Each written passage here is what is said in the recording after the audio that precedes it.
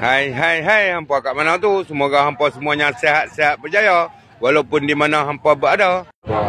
Hari ini Mak Ali berada di Pasar Pagi Sungai Korok, sahabat-sahabat tu.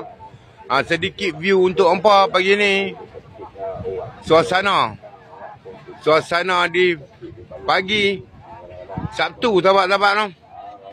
Pagi Sabtu. Apa-apa pun, bila hampa melihat video ini, hampa jangan lupa manfaatkan butang-butang yang telah disediakan oleh TikTok.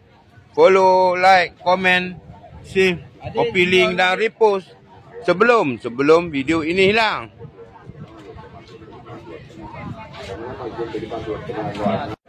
Sesiapa yang bermasalah dengan urat boleh dapatkan minyak raja kayu, sahabat-sahabat, untuk memulihkan urat anda yang bermasalah.